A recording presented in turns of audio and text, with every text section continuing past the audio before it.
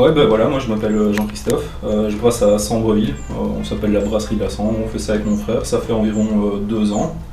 On a commencé à faire ça simplement, on cherchait à faire un petit truc pour s'occuper, pour faire quelque chose de nos mains, parce qu'on avait des boulots qui n'étaient pas. On n'avait pas un résultat très visuel, et du coup on a commencé, on s'est dit ah, on va faire du limoncello, et puis on a fait du limoncello, et on s'est dit bah on va faire de la bière, et on a regardé, au début ça a l'air un peu compliqué, mais heureusement il y a une bonne communauté. Et on a appris assez facilement, justement grâce à eux, à faire une bière d'abord toute simple.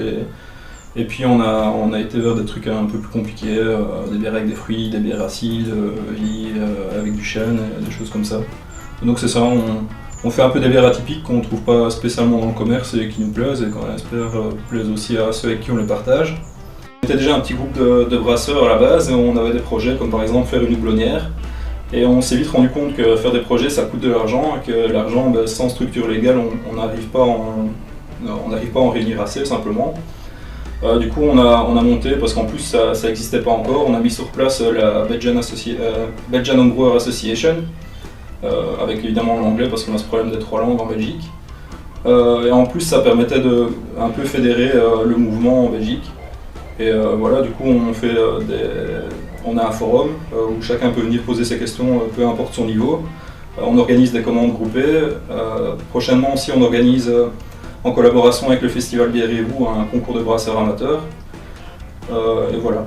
Ouais, ben donc pour moi un artisan c'est quelqu'un qui fait vraiment attention à la qualité de son produit et qui fait du mieux qu'il peut avec les moyens qu'il a.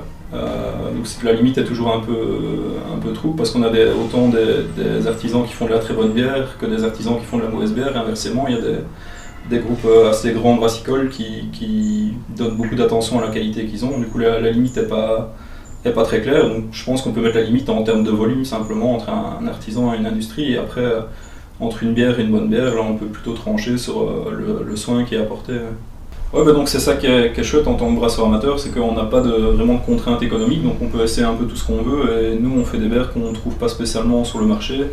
Par exemple, on croise très régulièrement des bières assez houblonnées anglo-saxonnes comme des IPA, avec des levures très belges de saison, des levures de blanche.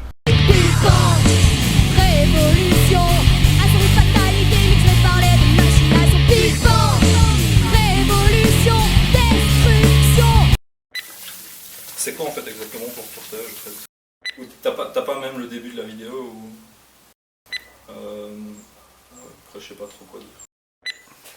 C'est quoi ta question? Attends. Bah